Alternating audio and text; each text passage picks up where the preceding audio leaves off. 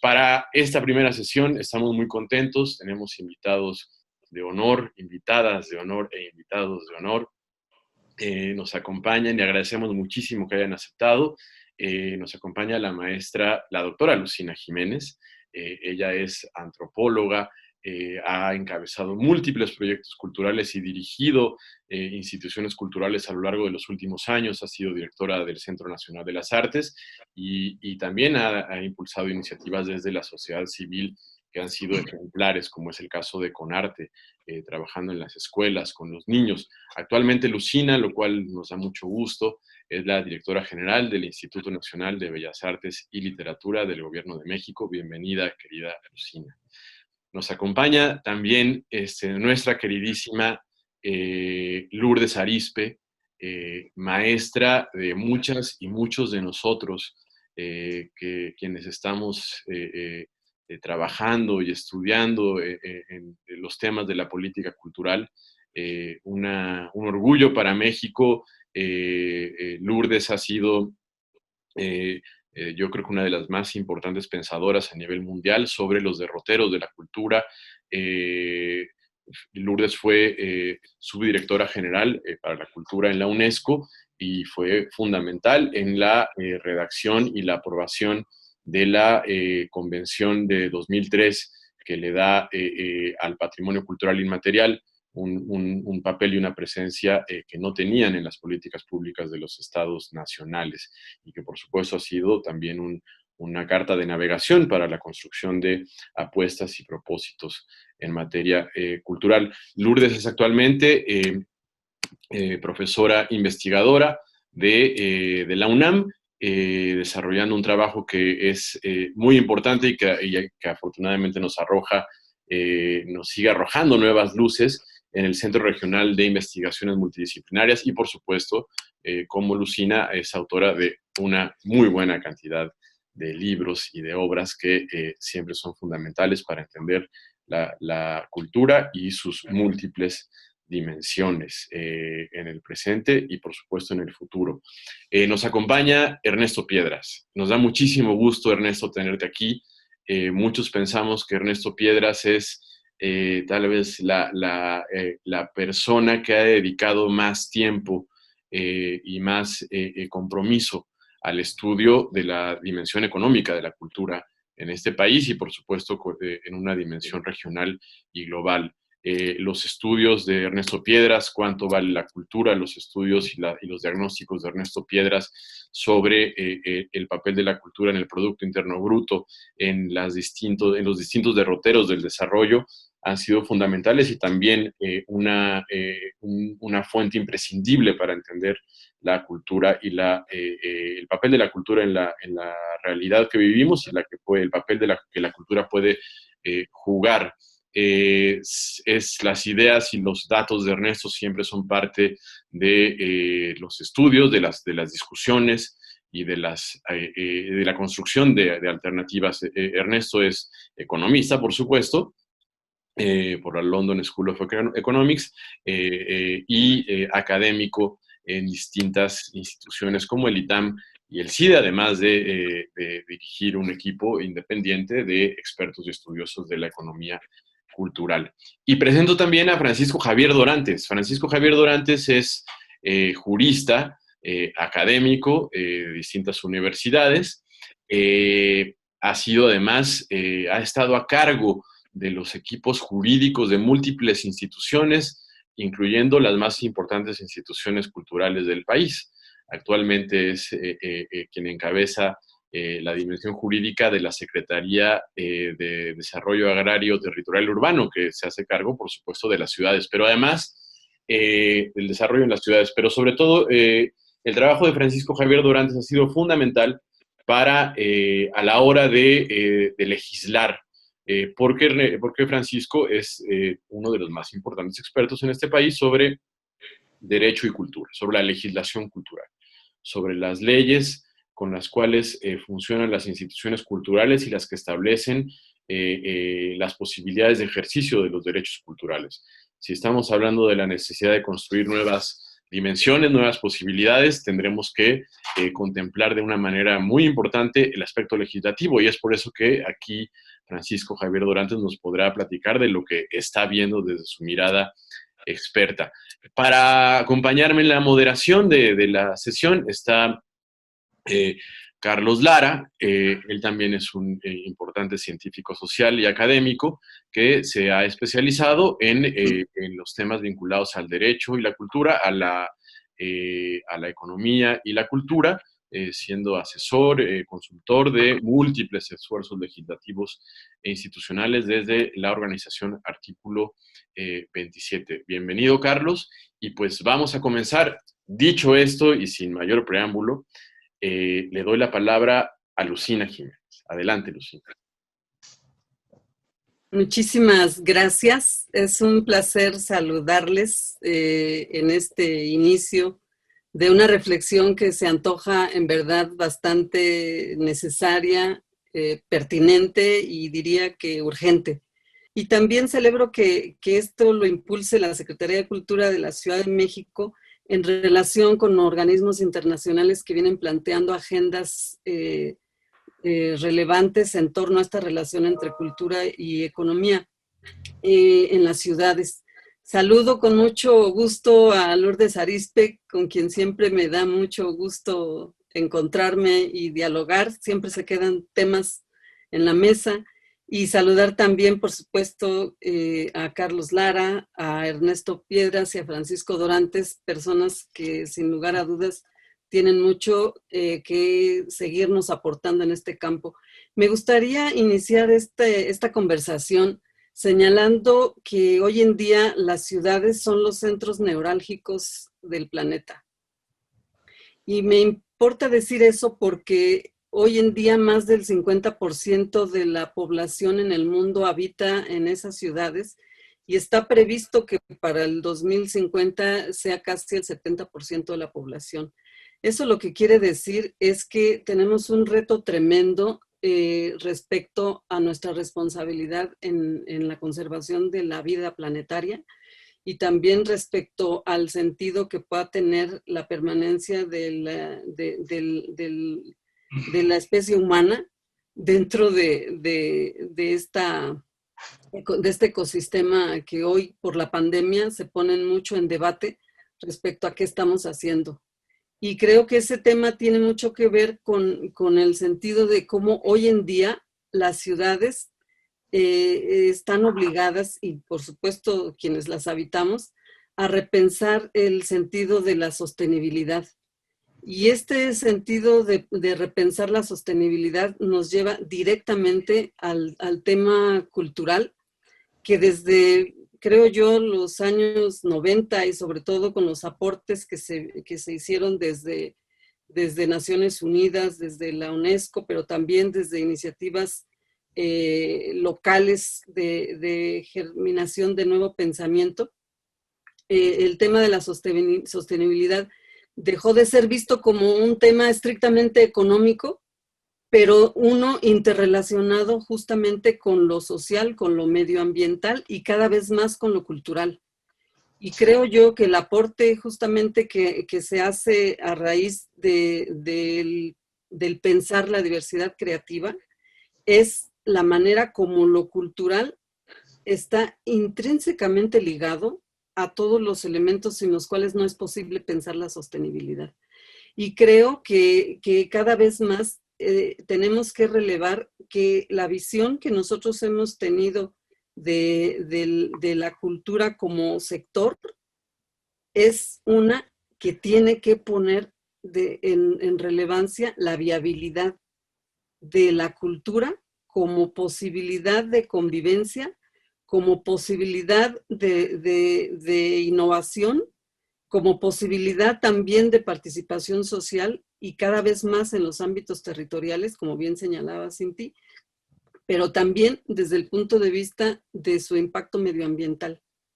Y todos esos elementos no se pueden separar hoy en día. Creo que hay un avance importante que se planteó pues, prácticamente también desde principios de estos 2000, digamos, en donde se está planteando cada vez más la necesidad de dejar atrás esa dicotomía ideológica que permeó en los sectores culturales, en donde se pensaba que hablar de dinero era de mal gusto, en donde se pensaba que hablar de economía era de mal gusto, en donde se pensaba que hablar de economía era traicionar valores simbólicos o estéticos.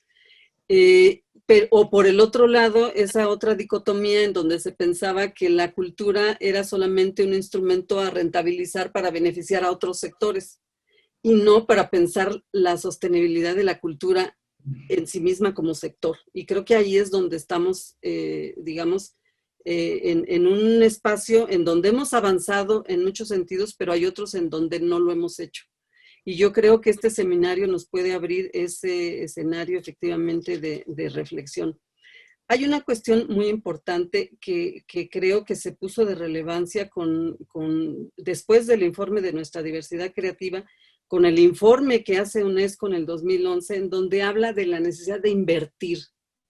Cuando habla de la necesidad de invertir en diversidad cultural, es porque se está reconociendo el valor de los frutos y las expresiones de esa diversidad cultural como elementos articuladores de modos de vida, pero también como posibilidades de generación de empleo y como posibilidades de continuidad e innovación de una creación cultural que tiene su asiento justamente en ese valor de la diversidad cultural.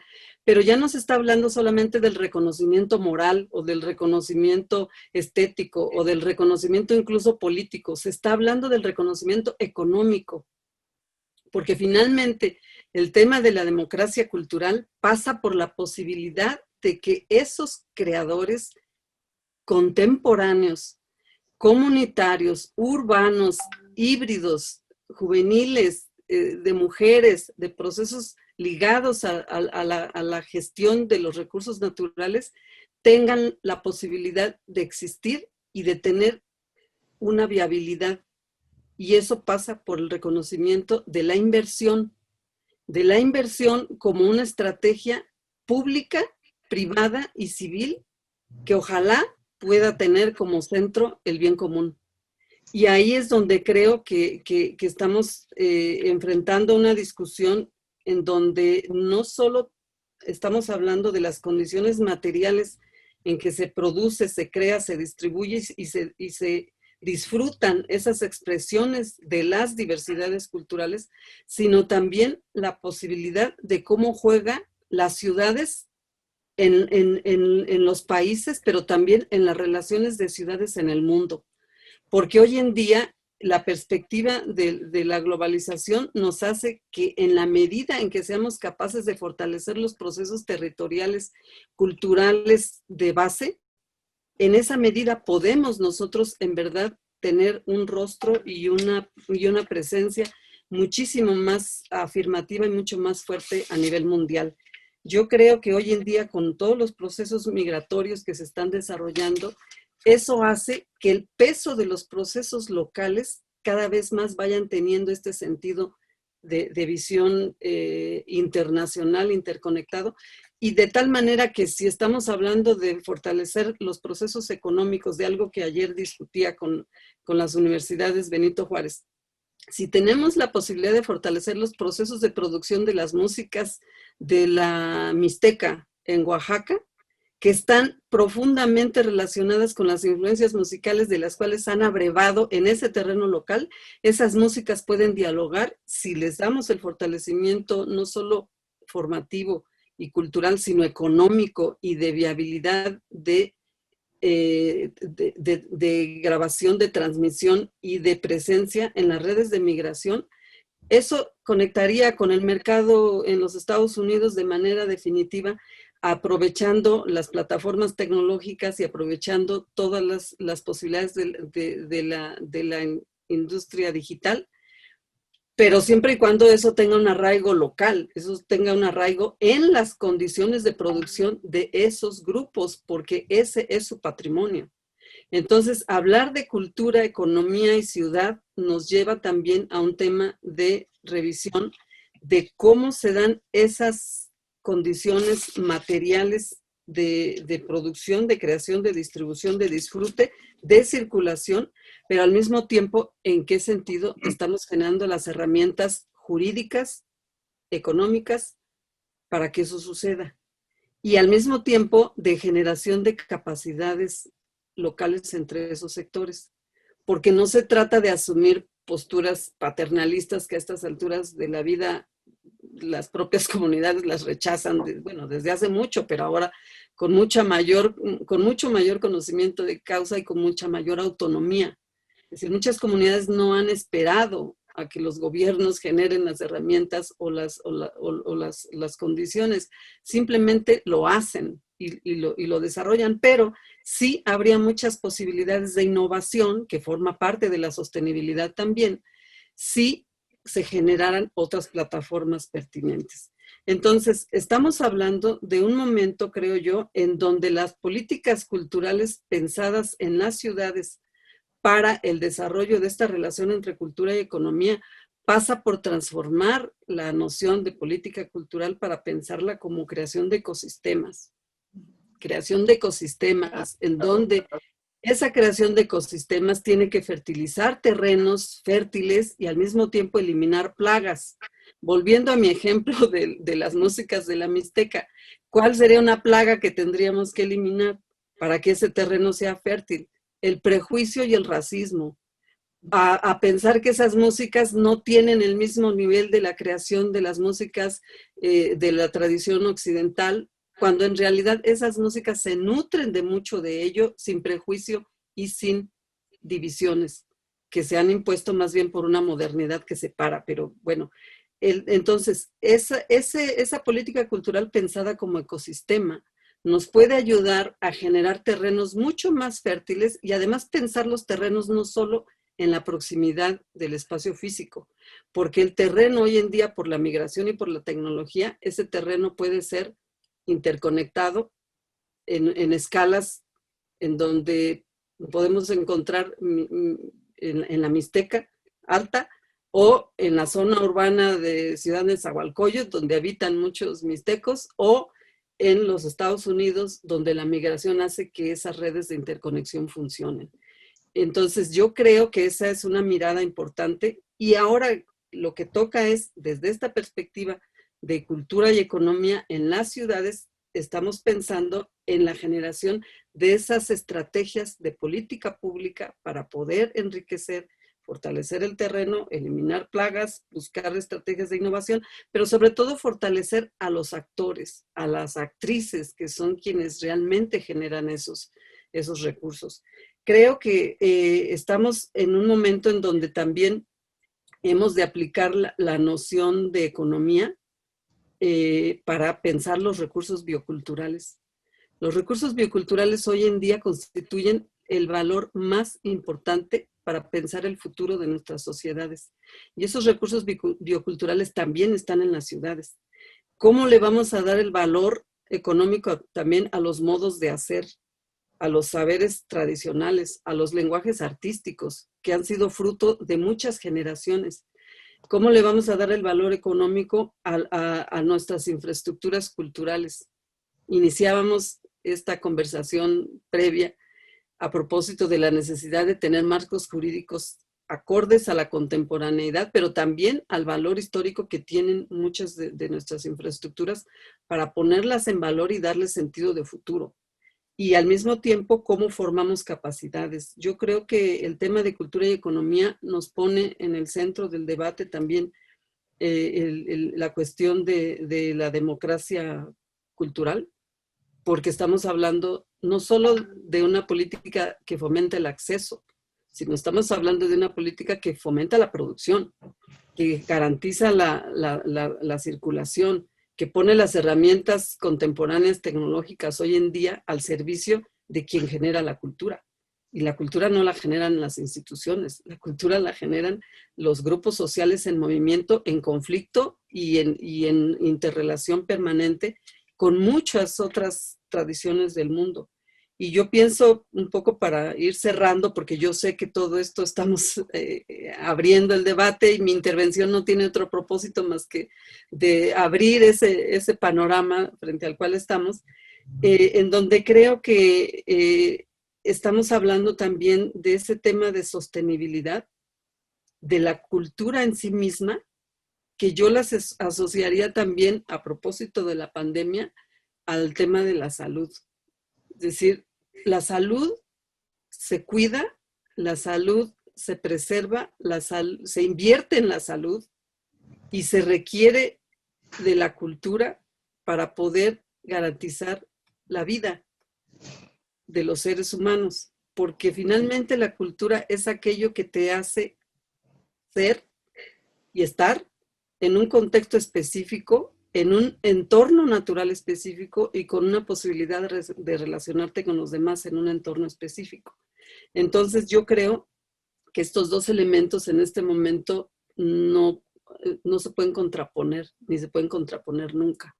Tienen que ir avanzando en un sentido paralelo, porque al final del día, este planteamiento que hace la Agenda 21 de la cultura, en donde dice que lo cultural ha de ser transversal a todos los otros campos de la política pública, encuentra en el planteamiento de John Hawkes, quien hace este señalamiento de la cultura como cuarto pilar de desarrollo, el reconocimiento de lo cultural para poder incidir en la planeación pública de las estrategias de política pública prácticamente en todos los sectores.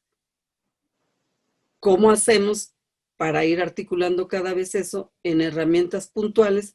Yo pienso que tenemos que trabajar en la economía de cada sector, y con esto me gustaría cerrar los tiempos.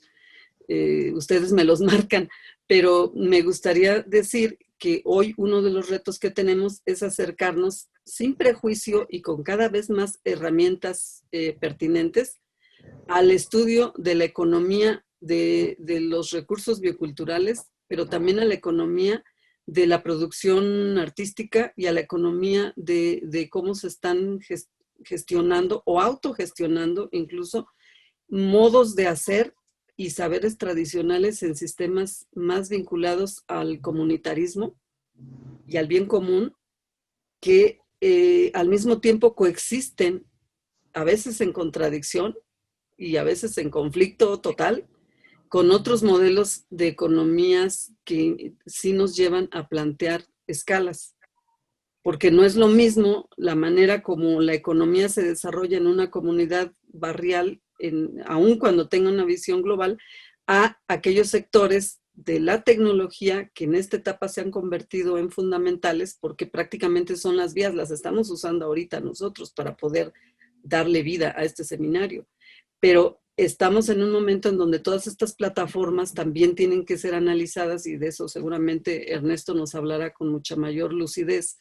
Pero sí quisiera yo decir que estamos en un momento en donde hemos de repensar las condiciones en las cuales se producen esas economías de escala, porque los contenidos culturales que están circulando en las diferentes plataformas hoy en día tienen una dinámica y muy pronto van a tener otra. Porque lo que está ocurriendo con la pandemia está haciendo que las plataformas efectivamente tengan una cobertura muchísimo más amplia, que ya la tenían antes, pero los usos están cambiando de una manera sumamente acelerada, incidiendo no solo en la producción comunitaria, sino en la producción artística y en la generación de nuevas herramientas con las cuales creo yo tenemos que navegar en los próximos años. No sabemos cuándo va a existir una vacuna para contener el virus que en este momento se está desarrollando, pero yo creo que con independencia de ello, estamos en un momento de muchos aprendizajes y de muchas posibilidades de repensar y de actuar para poder generar otras condiciones. Si en los años 90 se empezó a pensar la política pública desde una manera más interconectada, yo creo que ahorita lo que tenemos que hacer es revisar cuáles son las mejores herramientas que tenemos. Y en términos jurídicos, pues la Ciudad de México ha avanzado muchísimo, porque no solo conquistó su autonomía como ciudad, cuando estamos hablando de una mega ciudad, de una megalópolis que no tenía derechos, y eso era prácticamente inconcebible en un mundo como este, siendo una de las ciudades más grandes del mundo, pero el ejercicio que ha venido haciendo la Ciudad de México en esa construcción de jurídica y de política pública creo que es un excelente laboratorio mundial para poder actuar en lo más territorial que es posible, es decir, léase Xochimilco, o léase la Magdalena Mixhuca, o léase el centro histórico de la Ciudad de México o Santa Fe, pero al mismo tiempo creando una red jurídica y unas herramientas que permitan pensar la sostenibilidad, les digo, desde esas dimensiones que en este momento sí están en tensión desde lo económico. Y si no asumimos la dimensión económica, no le vamos a poder garantizar la sostenibilidad del recurso cultural para las nuevas generaciones. Y eso forma parte de la sostenibilidad. ¿Cómo garantizamos los recursos culturales para las siguientes generaciones? Sin pensar en el tradicionalismo o en poner en capelo cosas. No estoy hablando de eso, estoy hablando de recurso cultural vivo, actuante, transformado a las necesidades sociales de cada momento. Pero eso pasa efectivamente por poner en el centro la dimensión económica y la generación de instrumentos, herramientas y capacidades. Para mí eso es lo que está en el centro de este debate, que no es poco. Gracias. Muchas gracias, Lucina. Ernesto Piedras, ¿qué nos dices desde la visión económica y desde tu mirada como especialista en la evolución de la cultura? Gracias, Cinti. Saludos a todos mis queridísimos y muy, muy, muy admirados amigos y colegas. Vaya que es necesario, como decía Lucina, tener este alto y reflexión para emprender el camino hacia adelante con más fuerza y con mayor velocidad, más cuando tiene lugar en mi ciudad. Soy un ser que siempre me he reconocido absolutamente urbano. Me cuesta trabajo disfrutar plenamente ámbitos exteriores al asfalto y al concreto. Estos entes de aglomeración que son las ciudades, de multiplicación de nodos que hacen una red tan rica en todo, en lo económico, pero sobre todo en lo cultural, a mí me simbran permanentemente. Pero también reconozco algo que ya indicó Lucina y me conmueve mucho, que es la responsabilidad que tienen las ciudades hacia el resto de los ámbitos, porque las ciudades han sido y son y seguirán siendo concentradoras de recursos. En un momento les mostraré una ilustración de las fuerzas centrípetas de la cultura que llamo, que existen, que jalan recursos de otros ámbitos que carecen de suficiencia de infraestructura cultural, de aglomeración de creadores, de suficiencia de audiencias y públicos presenciales. Si me permiten, como economista que soy, déjenme compartirles unos números para tener reflexiones con todos ustedes. Cuando hice esta estimación hace más de 10 años sobre la contribución económica del sector cultural y creativo en la Ciudad de México, Distrito Federal le llamábamos entonces, me sorprendió mucho. Les cuento una anécdota interna. La medición que tenía para entonces para México país era 7.3%, incluyendo la economía sombra, o sea, la parte directa, la parte indirecta, la parte informal, la parte ilegal y además la digital de aquella época, que ha cambiado muchísimo a la fecha. Cuando con el equipo de economistas que trabajo aquí en Nomismae llegamos a este resultado de 8.9%, lo primero que les dije es, revisemos el Excel. Algo nos falló. No es posible tener un dígito, una cifra tan elevada, porque yo reflexionaba que siendo la Ciudad de México en donde reside el poder federal del gobierno, un gobierno estatal de mucho peso, industria, el sector financiero eminentemente radica aquí, pensé, sí, la cultura en mis ciudades basta por el lado de la oferta y por el lado de la demanda, pero en términos relativos se va a ver menor a otras latitudes, a otras georreferencias. Revisamos el Excel y estaba muy bien hecho, 8.9, casi 9% del PIB estatal. Y me pregunté cómo es posible esto y empezamos a analizar mi equipo y yo los flujos y llegamos a esta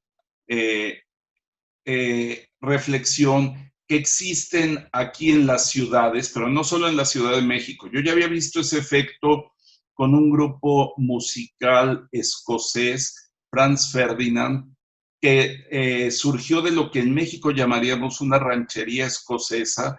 Tuvo éxito, empezó a tener éxito y se fue a radicar y a producir a Glasgow. Siguió teniendo éxito y se fue de base a Londres. Y a mí esa ruta me llamaba mucho la atención y encontré ejemplos, por ejemplo, un pintor de Xicotepec, Puebla, población con más de 81,000 habitantes, que eventualmente migró a Puebla capital y finalmente terminó en la Ciudad de México con esta ciudad que tiene, como Lucina ya lo mencionó, tenemos economías de escala, tenemos economías de alcance, podemos hacer más con lo mismo, pero tenemos fuertes economías de aglomeración. Entonces, encontré que mientras menor sea una comunidad, una localidad, un grupo residente en algún espacio, menos dotación de infraestructura cultural tiene.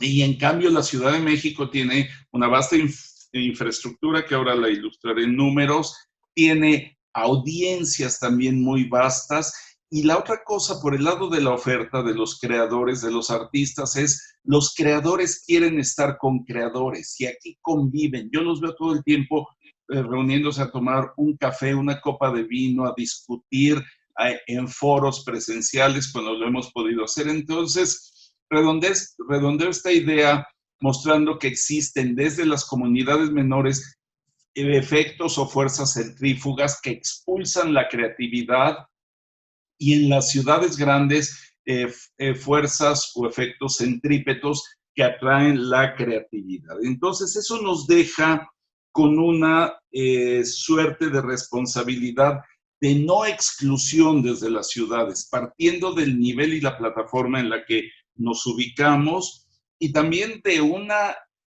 responsabilidad de armar estrategias de equidad regional. Claro, hasta aquí la historia que he narrado para la Ciudad de México luce con saldo en números negros, muy positiva. El problema es que la historia no acaba aquí. Si vamos, por ejemplo, al mundo de la música, hoy la industria de la música, que en los años 70, 80 tenía estudios, músicos, técnicos, etcétera, ya prácticamente no radica en la Ciudad de México. Antes venían los músicos españoles, los cantantes del resto de América Latina y grababan aquí. Hoy los de aquí graban principalmente en Miami y Los Ángeles. O sea, hay otras ciudades que nos generan también ese efecto centrífugo, incluso desde la Ciudad de México. El índice de capacidad y aprovechamiento cultural de los estados mide, y ahorita lo desgloso para ustedes, los tres componentes principales: oferta creativa, demanda por creatividad e infraestructura creativa. Es un índice, no entro en el detalle, quien quiera se lo comparto y lo he compartido abundantemente. Carlos Lara me acompañó hace varios años a la presentación y discusión de este trabajo de mi equipo. Es un índice base 100. Lo que está por arriba de 100 es que está por arriba del promedio nacional y quiero que nos enfoquemos aquí a la Ciudad de México.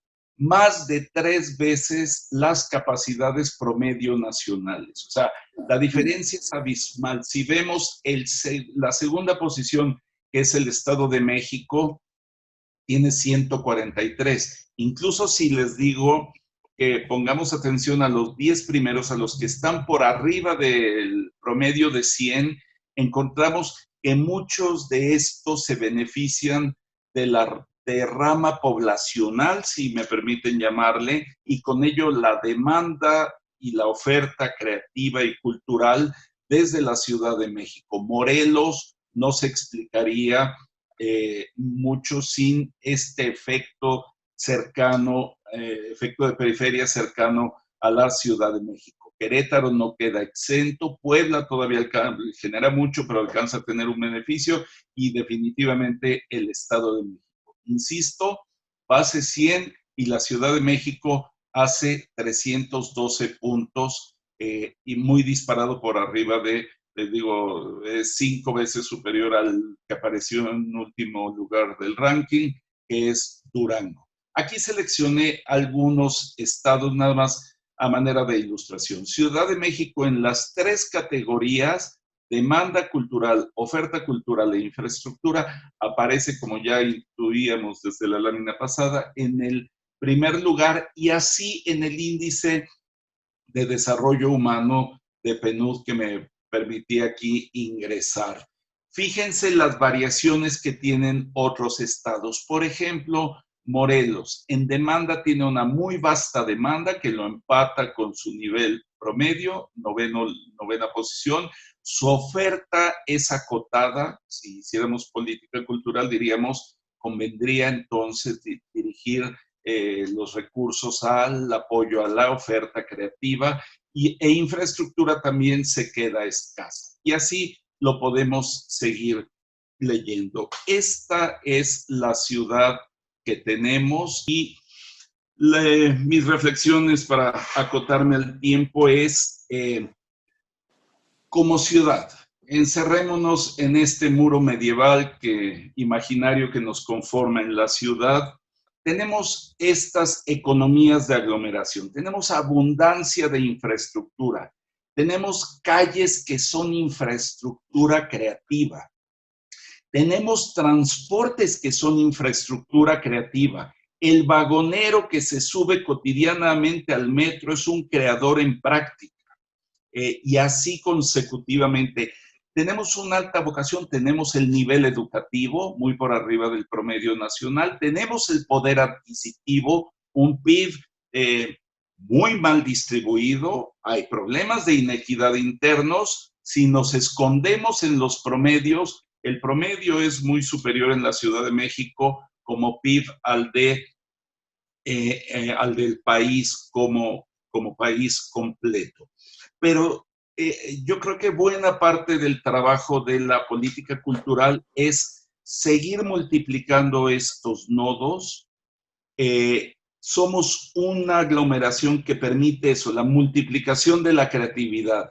Lo que hacemos en la ciudad no solo es sumar creatividad propia y visitante o que se viene a residir, sino que la multiplicamos. Pero insisto mucho, no debemos solo encerrarnos en esa muralla medieval imaginaria, sino pensar cómo hacer más derramas. No son caritativas, son equitativas, porque jalamos el recurso artesanal de diferentes regiones, gastronómico, etcétera. Entonces, ahí hay un tema de bidireccionalidad o multidireccionalidad de los recursos. Ya lo comentó también mi muy querida Lucina, la cultura y la creatividad en la Ciudad de México, sobre todo, ha sido una suerte de vacuna en esta pandemia. ¿Cómo estaríamos transcurriendo esta pandemia si no tuviéramos cultura? Pero también ella refirió otro derecho constitucional, pero también transversal, que son conjuntamente cultura y conectividad. Y en la Ciudad de México hay más líneas celulares móviles y hay más smartphones que habitantes. O sea, somos una ciudad que ya somos hiperconectada, con incluso puedo decir smartphones de gama media y alta, con plena capacidad de conectividad a datos. Entonces, esa vacuna ha sido, número uno, poder estar intercambiando con ustedes y con el público de la feria en este momento, descargar contenidos creativos, poder estudiar. En la Ciudad de México sí podríamos estudiar sobre plataformas de Internet. A nivel de país, la mejor opción ha sido la radiodifusión, a pesar de su unidireccionalidad, que nos limita mucho. Entonces, ese es el diagnóstico de ciudad que somos. Si me dejan una última reflexión, regresaría al punto de la inequidad interna. Sabemos que históricamente las revoluciones no han nacido del campo, del ámbito agrario. Las revoluciones han nacido de las ciudades. porque las ciudades son las que nos hacen vibrar la inequidad y las diferencias. Si en un ámbito rural encontramos pobreza, va a ser una pobreza muy generalizada, con algún pico de abundancia. Pero aquí en una misma colonia, en una misma alcaldía, encontramos la zona de nivel socioeconómico A y la E, la que padece abundancia al extremo y la que padece deficiencia alimentaria. Entonces, la cultura tiene que trabajar mucho en ello. Insisto en que si hoy argumento mucho, nos hemos convertido en este Homo Telecom. Si hay alguien que no disfruta de conectividad, no está disfrutando de la capacidad de acceder a teatro, a cine, a libros, y es por falta de poder adquisitivo. Y eso sería equivalente a estar en la puerta de una biblioteca diciéndole a alguien, tú no entras a tomar un volumen porque eres pobre. Entonces, cultura, conectividad, acceso a los contenidos, habilidades digitales, es parte de la tarea presente y futura, porque ya vimos que esto no tiene ni freno ni reversa. El mundo no es binario, no es la cultura únicamente sobre plataformas tradicionales, sobre soportes tradicionales. Hoy es esa y la digital y las que vengan. Entonces, este trabajo conjunto, insisto en lo que ha dicho Lucina, tiene que ser transversal. Hoy la Secretaría de Cultura de nuestra ciudad tiene que hablarse más que siempre con los ámbitos de conectividad, de tecnología, de generación de empleo, de exportación, de turismo, de valor. Y también lo dijo Lucina Jiménez, no es una mercantilización, es una capa de infraestructura económica que ya sustenta la operación del sector. Optimicémosla, no incurramos en los fenómenos de inequidad, y gracias otra vez por la invitación a este espacio. Hace falta mucha reflexión, pero sobre todo mucha acción de corto, mediano y largos plazos. Muchísimas gracias, Ernesto Piedras, por esta brillante intervención. Nos queda claro, a partir de lo que nos dices, que la relación entre la economía y la cultura está ahí, es creciente, no se irá, ocupa cada rincón, está en el tejido social, está en el territorio, está en la morfología. Para hablar de eso, pues nada mejor que Francisco Javier Dorantes, por favor. Pues muchísimas gracias por la invitación a este seminario Ciudad, Economía y Cultura. Es para mí, pues no solamente un honor participar en este seminario, sino estar acompañado por las personas que están presentes en esta mesa, por Lucina, por Lourdes, Ernesto, Carlos, Inti. Pues es definitivamente un lujo estar en esta mesa. Algo que me gusta de la mesa es precisamente la visión distinta, antropológica, económica, jurídica que tiene la mesa. Y bueno, pues yo no voy a negar que soy un jurista, y entonces desde esa perspectiva va a ser mi análisis. Voy a definir a esta plática como el tiempo de los derechos, el tiempo de los derechos culturales. Y para ver en dónde estamos, es muy importante, aunque sea de manera esquemática, saber de dónde venimos. Entonces voy a dividir mi plática en dos partes, ¿sí? La primera parte le voy a denominar la época del servicio público. Época del servicio público, o lo voy a denominar la cultura a la antigua. La segunda parte la voy a denominar la época de los derechos humanos, o qué nos falta para aplicar los derechos humanos. La primera parte, la época del servicio público, quisiera comentarles que en materia cultural, la Secretaría de Cultura, no voy a profundizar mucho en eso, me voy rápidamente, el ámbito cultural la cultura pertenecía a un departamento por ahí perdido de la Secretaría de Educación Pública a principios del siglo XX. Sin embargo, va a haber una transformación fundamental en nuestro país. Se va a crear en los años 30 y 40 dos de las instituciones emblemáticas de México, el Instituto Nacional de Antropología e Historia y el Instituto Nacional de Bellas Artes y Literatura. En ese momento eran lo máximo a nivel latinoamericano, a nivel internacional, dos instituciones base y ejemplo de todo el mundo y de toda América. Sin embargo, estos dos institutos nunca tuvieron, no tienen todavía, increíble, reglamento. Un reglamento que los pudiera, en un momento dado, hacer más eficientes.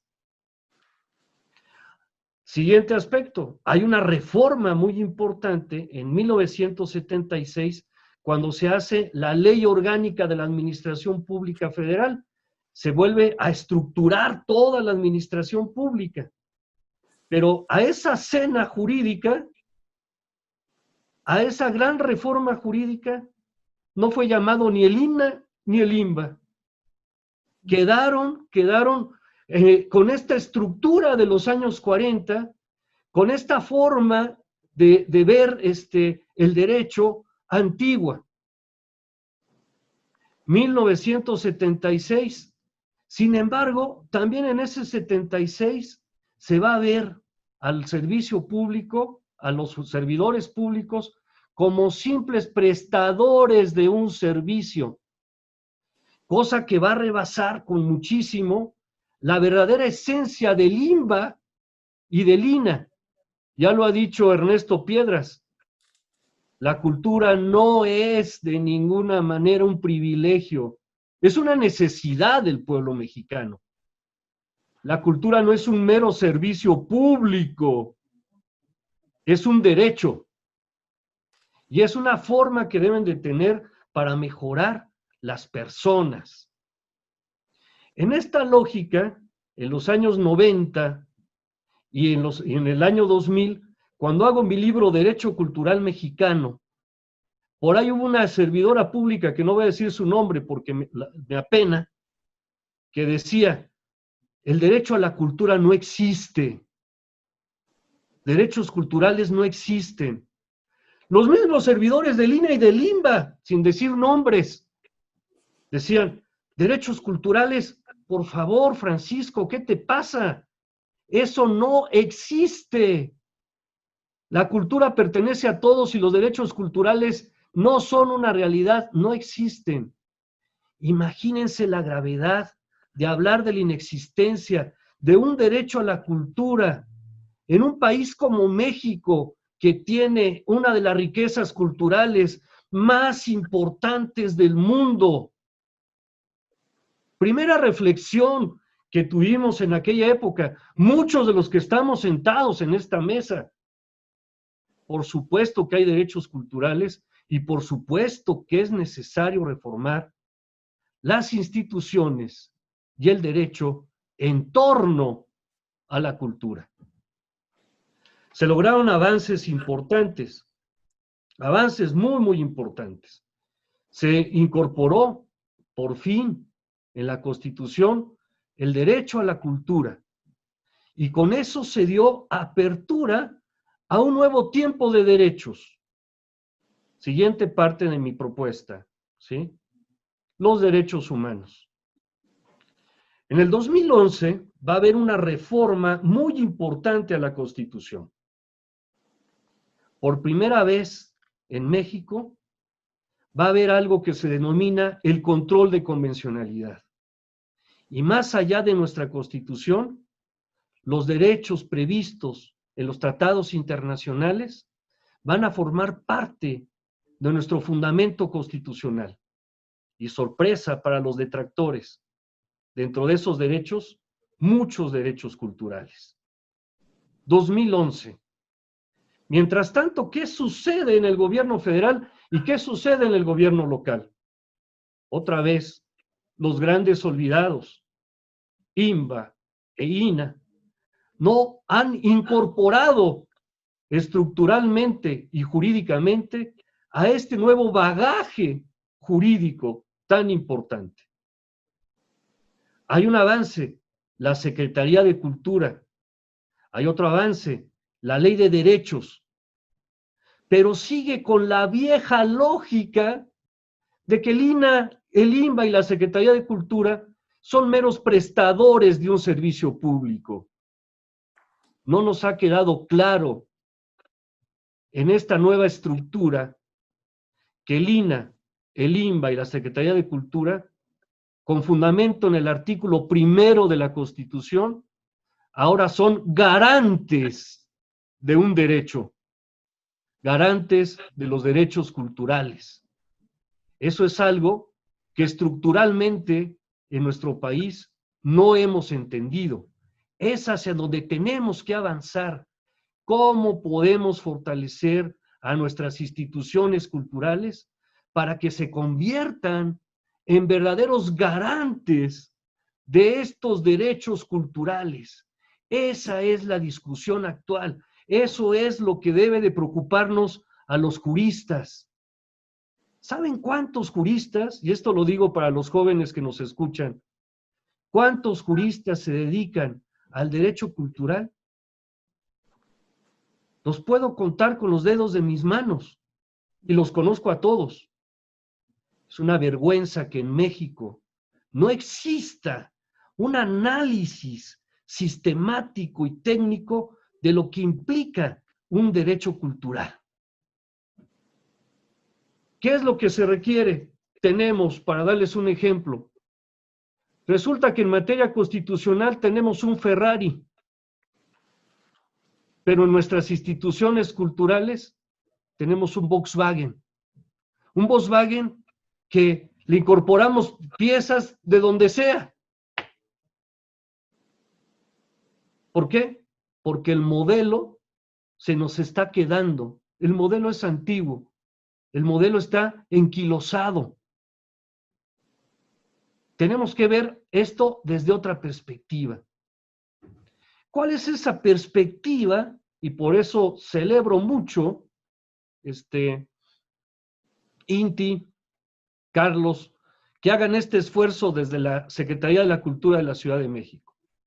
¿Cuál puede ser ese camino que podemos seguir para poder estructurar adecuadamente nuestras instituciones? La Constitución de la Ciudad de México tiene una respuesta: el derecho a la ciudad. El derecho a la ciudad. Somos la primera constitución a nivel latinoamericano que incorpora el derecho a la ciudad. Ni siquiera la Constitución Federal tiene este elemento de naturaleza jurídica. Me voy a permitir leer qué dice la Constitución sobre este derecho a la ciudad. La Ciudad de México garantiza el derecho a la ciudad, que consiste en el uso y el usufructo pleno y equitativo de la ciudad, fundado en principios de justicia social, democracia, participación, igualdad, sustentabilidad, de respeto a la diversidad cultural y al medio ambiente. Esta noción, esta estructura de la cultura con lo urbano, con el patrimonio cultural, con lo ambiental, esta forma de ver integralmente a la ciudad y a las personas en este pleno ejercicio de derechos, el recuperar la función social de la propiedad, la función social de nuestras instituciones, es algo fundamental. En México estamos dormidos todavía. Pensamos que por tener una Secretaría de Cultura o una ley de derechos culturales, avanzamos mucho. No, nos hemos quedado a la mitad del camino. INBA y el INA nos necesitan. La ciudad nos necesita con criterios jurídicos adecuados. Otro aspecto fundamental, ya lo comentaba yo en mi libro Derecho Cultural Mexicano, es una vergüenza que en la Constitución, en el artículo 27, y para los que no se hayan dado cuenta, lo reto a que lo busquen, no esté considerado como una modalidad la defensa del patrimonio cultural mexicano. ¿Cómo es posible que en un país como el nuestro no tengamos fundamentos jurídicos constitucionales fuertes para defender el patrimonio cultural de nuestro país? Yo no tengo definitivamente, entonces, desde esa perspectiva, en este seminario, yo no tengo satisfacción por lo que hemos hecho. Tengo la idea de que hemos dado y avanzado los primeros pasos, pero no los hemos sabido concluir. Y no es una cuestión solamente de presupuesto, es una cuestión de voluntad, es una cuestión de que con lo que tengamos, poco o mucho, las instituciones culturales mexicanas se conviertan, como ya lo señala el artículo 1 de la Constitución, y en consecuencia es una obligación, verdaderas garantes de los derechos culturales. Gracias por ahorita. Muchísimas gracias, Francisco Javier Dorantes, por esta interesantísima y llena de contenidos clave exposición que nos has dado.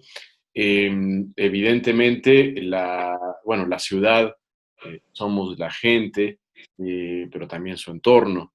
Y en tanto, el derecho a la ciudad está intrínsecamente ligado a la idea de la ciudad como un proyecto cultural en permanente evolución, que abreva de las memorias colectivas, abreva del trabajo de las personas, y bueno, cada vez queda más claro, los derechos culturales implican derechos sociales, derechos económicos, en un momento en que la humanidad atraviesa por una difícil crisis, a la que, hay que decirlo, nos antecedían ya distintas crisis, la ambiental, la económica, la que tiene que ver con las violencias. En nuestras ciudades, por ejemplo, la necesidad de construir un marco de derechos que resulte en una sociedad más equitativa, donde erradiquemos la violencia de género y todas las formas de violencia,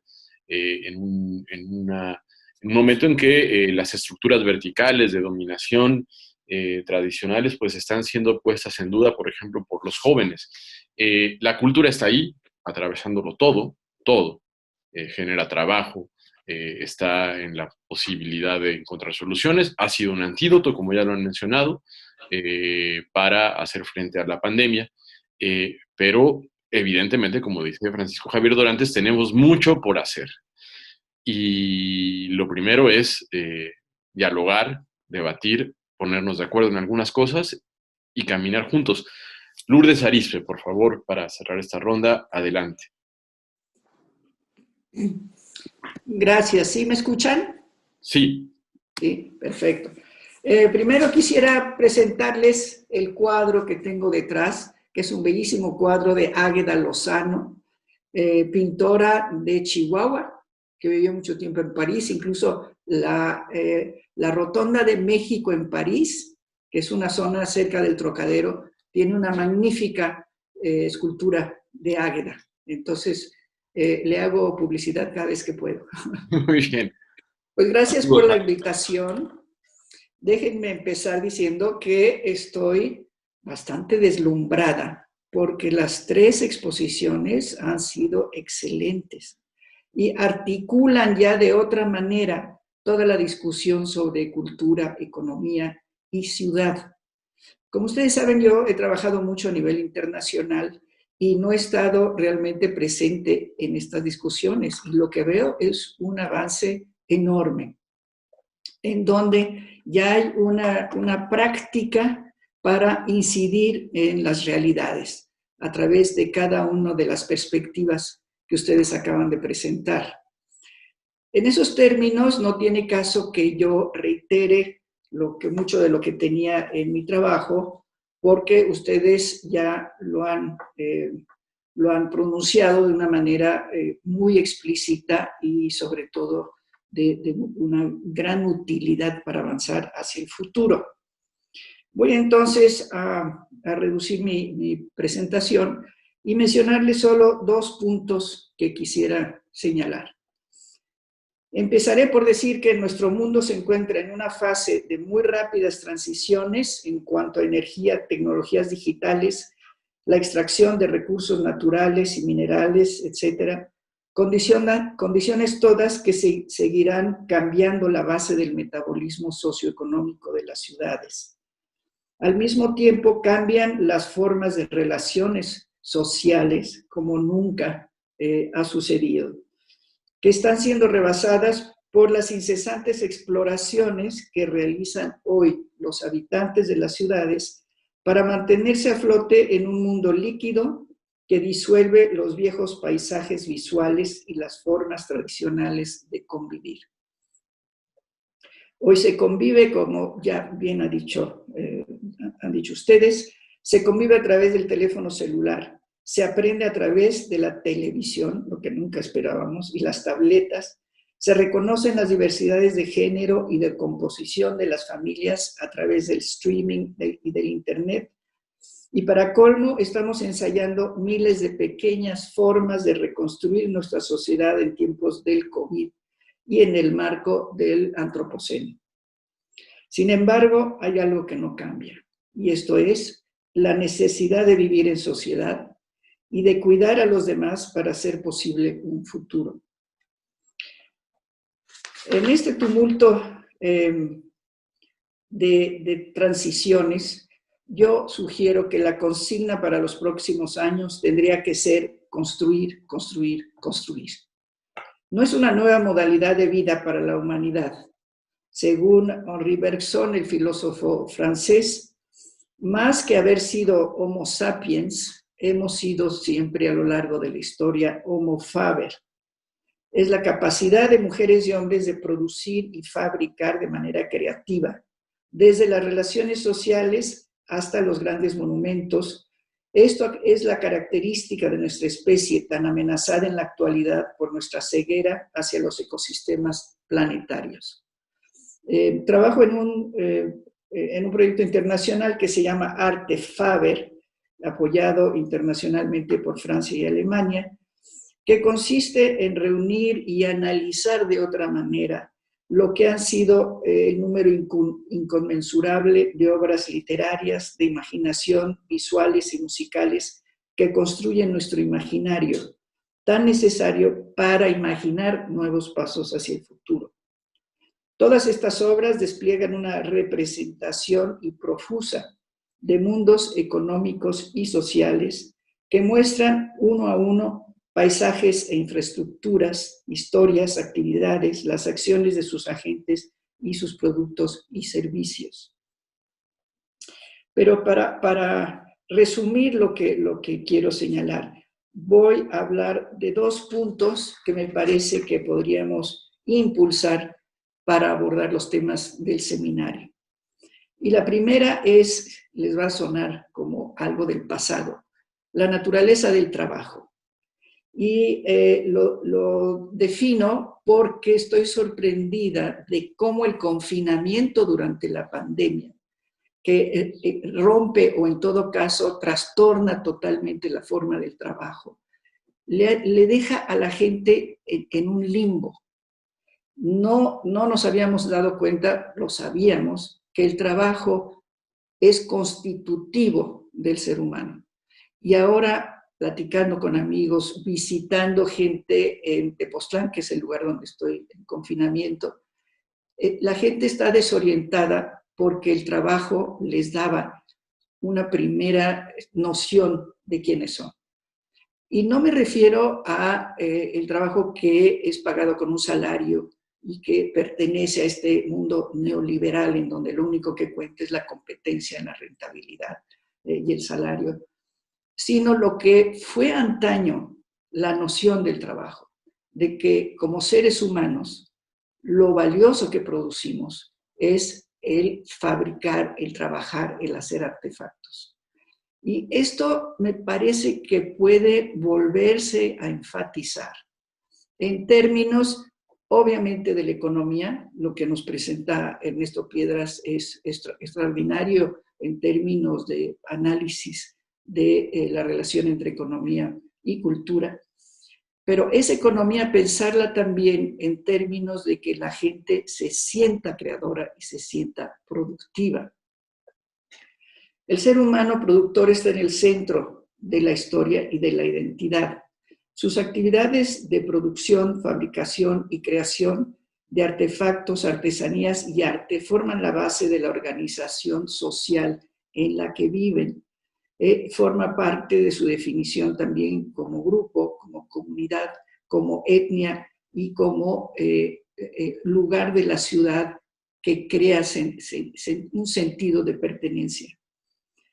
Además, a lo largo de la historia fueron surgiendo y resurgiendo formas de arte relacionadas con el trabajo, que ahora con la tercera revolución industrial hacen evidente el nacimiento de una nueva forma de percibir y actuar en los mundos que son siempre de coproducción. Y esto quiero enfatizar mucho, porque todavía tendemos a pensar en componentes aislados, el trabajo por una parte, la familia por otra parte, los amigos por otra parte.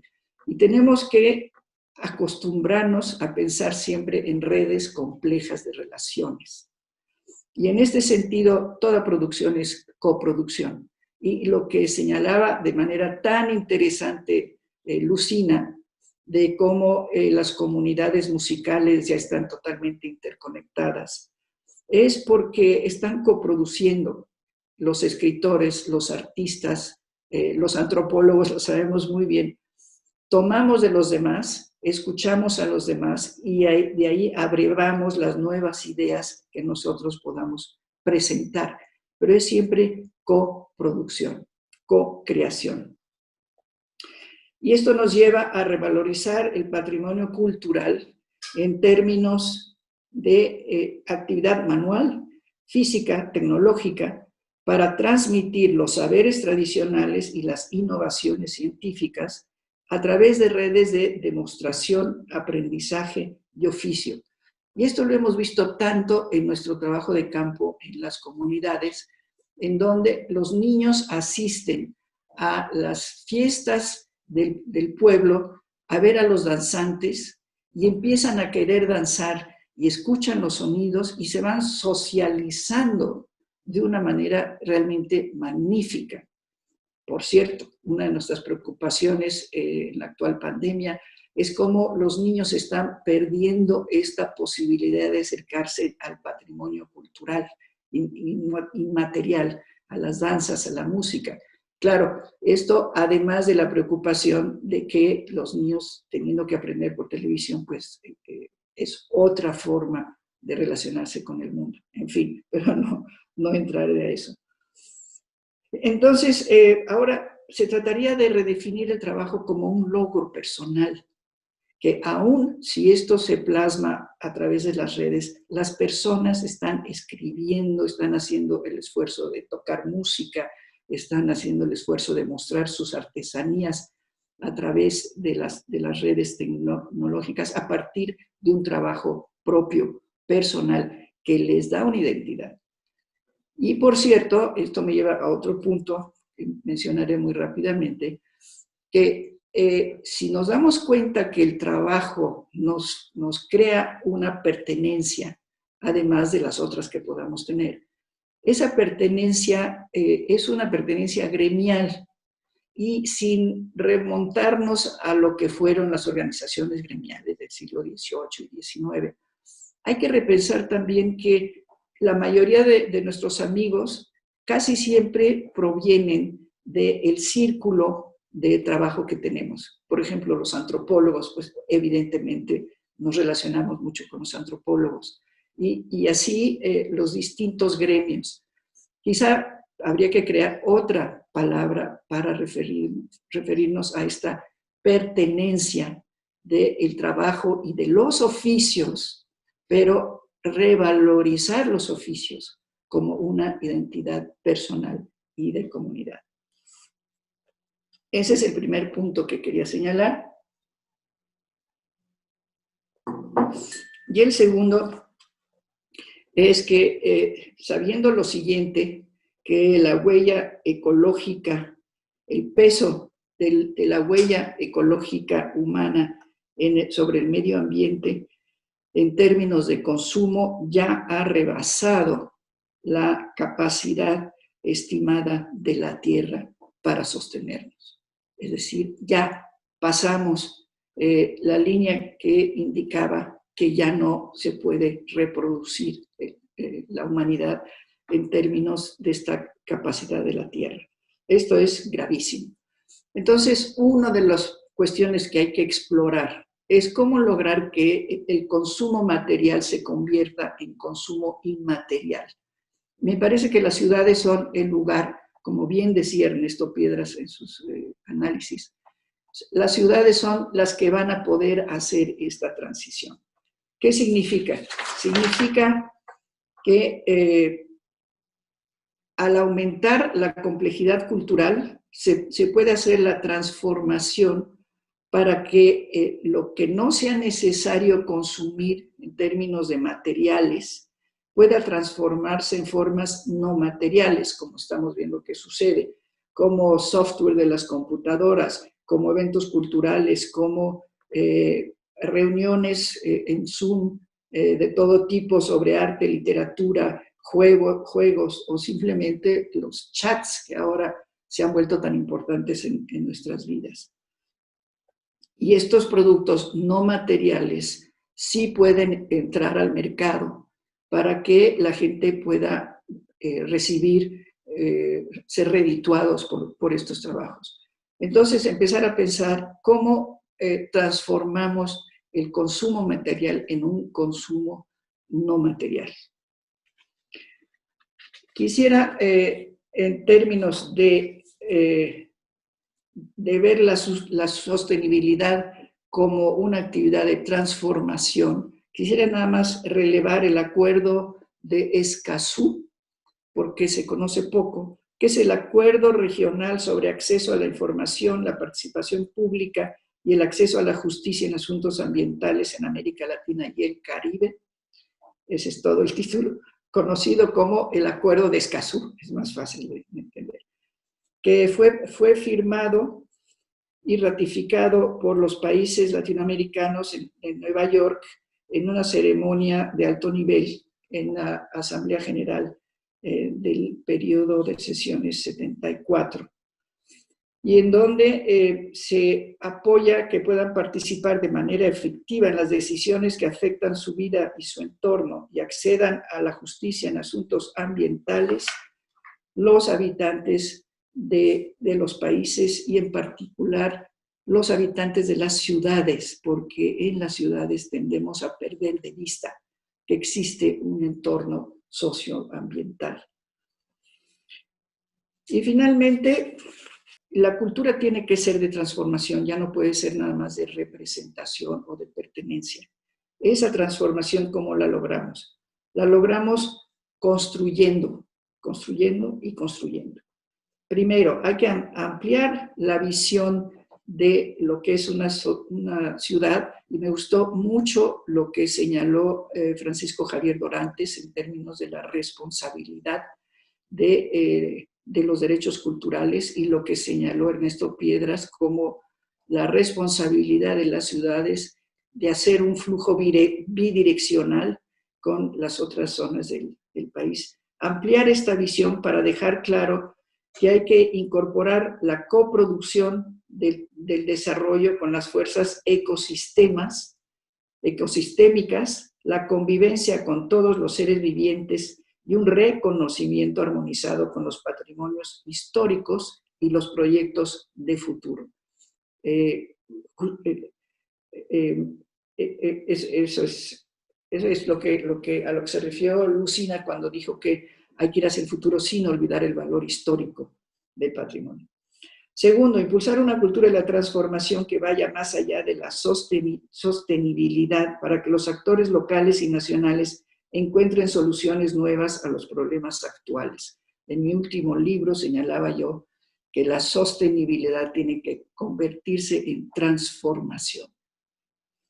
3, redimensionar los sistemas de valores culturales, políticos y sociales hacia el valor del trabajo y del cuidado, así como de la reciprocidad, para avanzar hacia la resolución muchas veces de conflictos que se dan entre distintos grupos. Cuarto, apoyar las iniciativas de la gente para activar las culturas populares y su propio patrimonio, pero esto ya ni necesito decirlo porque ya ha sido ampliamente señalado.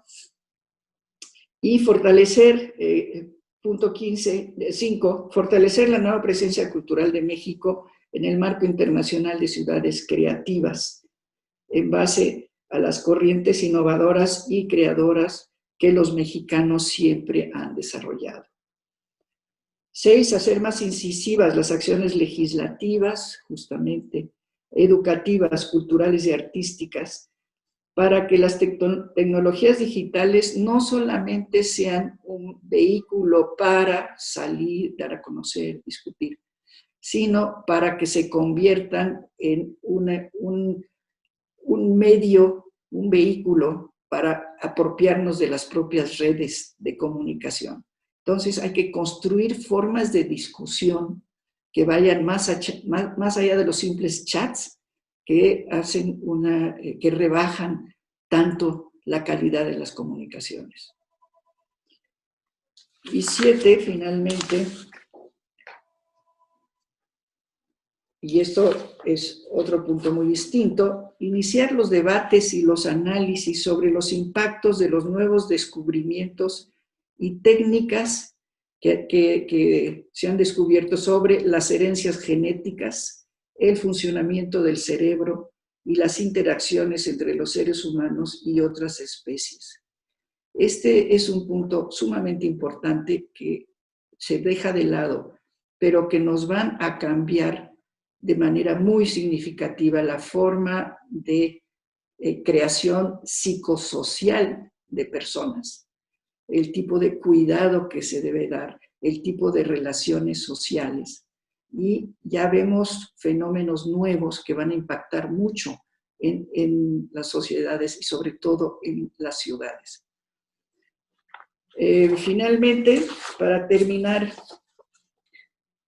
diré que será en las ciudades creativas en donde surgirán los caminos del futuro. Reitero mi visión de que la cultura solo es real como experiencia del vivir.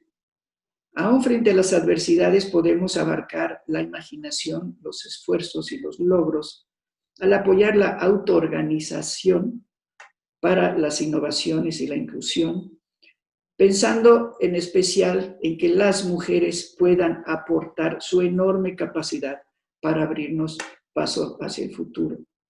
Tenemos mentes capaces de comprometerse en la resonancia con otros y suficientemente resilientes para soportar incluso los más grandes desafíos a nuestra supervivencia planetaria, desarrollándolos a través de la sociabilidad, la coproducción del conocimiento y la acción colectiva. Esto es gracias. Y esto me abre paso a señalar también, como acertadamente lo ha hecho también Francisco y algunos de ustedes, a la Constitución de la Ciudad de México, que también establece, digo, entre las novedades que presenta, establece en el artículo 7 el derecho a la buena administración pública. El ejercicio que se está haciendo aquí busca eso, o sea, diferentes miradas para hacer de este derecho que ahí está establecido, y pudiéramos decir un derecho naciente también, por lo menos en la discusión académica, pueda ser una realidad cada vez más palpable. Creo que la mirada desde la antropología, desde la economía, desde el derecho, pone de relieve cuáles son las pretensiones y los alcances de un documento que al final sí va a tener una incidencia en lo social, en lo cultural y en lo laboral, porque la crisis ha traído algo y ha puesto algo en evidencia, que es precisamente la precariedad en la que vive no solamente el sector, ¿no? Artístico y cultural, sino también la sociedad en general. Entonces, creo que se han tomado nota ya de todas las aportaciones que aquí se hacen y nos van a ayudar a aterrizar, y eso es lo que yo resaltaría y subrayaría, en hacer énfasis en este derecho a la buena administración pública. Creo que aquí hay elementos para hacer que la Secretaría, no solamente de Cultura, sino las secretarías del Gobierno de la Ciudad de México, porque en esto también nos acompaña el Consejo Económico, Social, en fin, pues tengan elementos para acompañar todo lo que aquí se ha dicho, ¿no? Bueno, yo para concluir esta reflexión, que desde el punto de vista jurídico, yo lo que simplemente diría es que necesitamos, una vez más, replantearnos la manera en que vamos a actualizar nuestras instituciones culturales. Antes de que iniciara esta plática, comentábamos cómo había más de 300 normas en materia cultural. Desde esa perspectiva, la Ley de Derechos Culturales es una ley ineficaz. Creo que lo que se necesita realmente trabajar es una ley general de cultura que permita, desde esta perspectiva constitucional, sistematizar la normatividad cultural de tal manera que podamos poner orden jurídico al interior de nuestras instituciones. Y desde esa perspectiva, a través de esta Ley General de Cultura, crear precisamente los mecanismos que son fundamentales en el sector cultural para que lo cultural avance de la mano con los ordenamientos territoriales que hay en el país.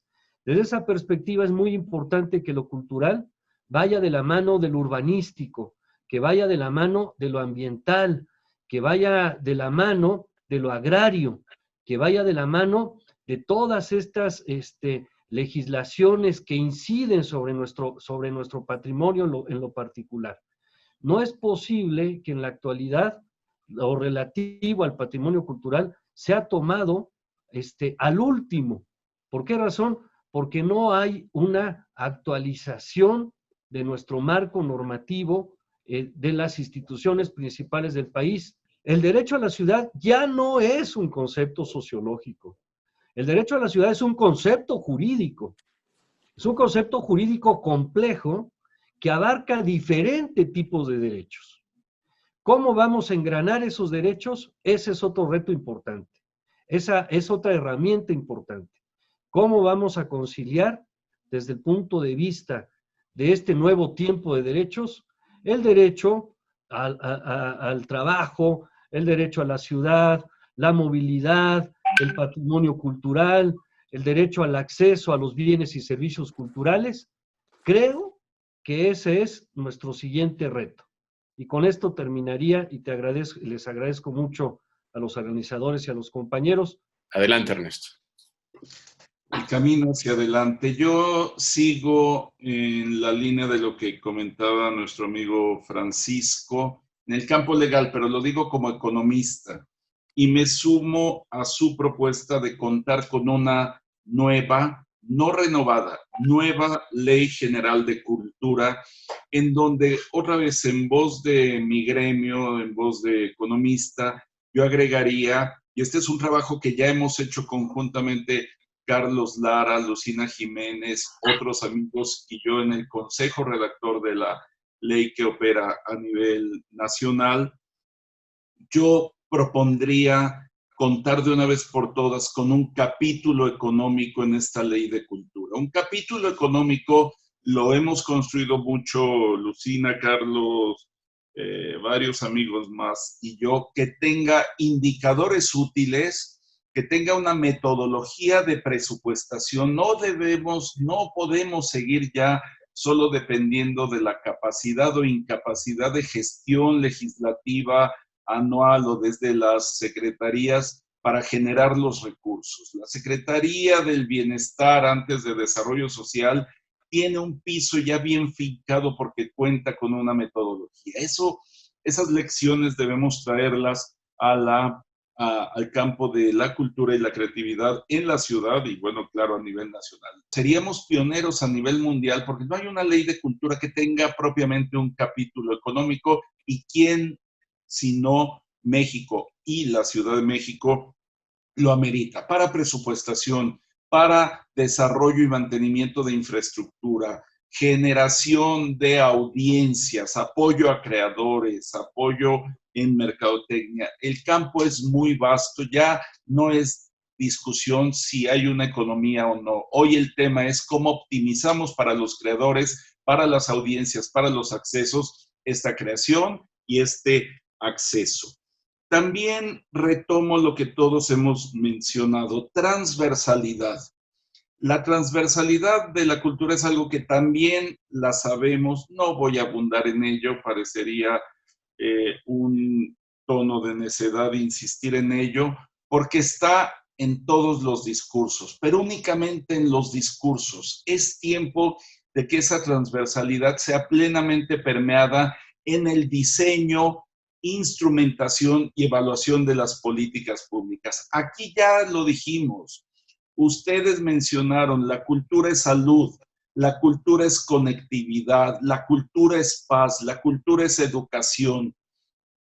Más que celebrar que la cultura hoy se pueda sentar al mismo nivel institucional con las demás instancias públicas, yo le elevaría un poco la altura de la silla, porque la cultura tiene que tener una voz en cada acción y decisión de la vida en la ciudad, e insisto, también en el país. Muchas veces digo en tono de broma, que termina siendo amarga, que respecto a la cultura no necesitamos ni gestores, ni sociólogos, ni antropólogos, ni economistas. Necesitamos oftalmólogos, porque somos miopes ante nuestra cultura y lo que estamos dejando de lado. Jalemos geógrafos, jalemos oftalmólogos. Por eso yo sí pido también una reflexión y una acción de blindaje y de atención a la cultura. Y eso sería tema para otra mesa, porque ¿qué es abrazar y atender a la cultura? No es seguirla dejando en el pedestal en donde se empolva. Es esta irreverencia de economista, de ponerle números, de antropóloga, emprendiendo proyectos, de Lourdes desde el exterior mandando ideas y reclamos y propuestas, es de abogados, etcétera. Entonces, yo sí redondeo diciendo, me quedo con mucho de lo muy maravilloso que hemos hecho desde diferentes plataformas hacia la cultura. Pero yo creo que la pandemia, el siglo XXI, la conectividad, varios factores nos sirven la mesa, nos tienden el tapete para emprender una nueva política cultural integral. No solo política cultural, sino integral, y por ella transversal y por ello fortalecida, porque si hoy nos asombramos del cambio tecnológico que vemos en las tecnologías de la información, esto para la cultura no es novedoso. Si volteamos a ver siglos y milenios atrás, si algo evoluciona y es un ente vivo y lo seguirá siendo afortunadamente con y sin pandemias, es nuestra cultura. Pero sí amerita un terreno de operación en términos de equidad, en términos de ser conducente para la democratización de la producción, pero también de la apropiación. La cultura no necesita una política que le diga qué hacer, pero a la política cultural le toca sentar las bases para un mejor desempeño de la actividad cultural, y lo tenemos todo. Somos una potencia cultural, como economista digo, somos una potencia económico-cultural. Creámonoslo, veámonos en el espejo, veámonos el uno al otro y finalmente hagámoslo porque cada día que no tenemos esta política conducente y esta acción social conducente, perdemos mucho de lo vastísimo que tenemos. Muchísimas gracias por la invitación y saludos a todos. Muchas gracias, Ernesto. Pues sí, la cultura genera valor social, valor económico. ¿Cómo hacemos que ese valor juegue en función de una mejor realidad? Es un reto muy importante.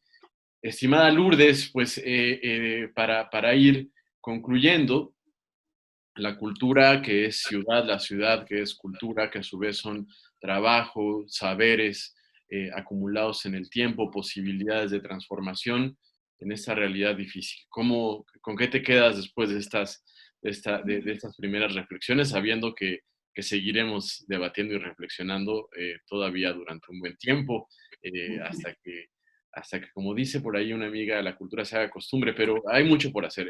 Lourdes. Bueno, primero me quedo deslumbrada y como si hubiera yo ido a un banquete de ideas, así es que les agradezco.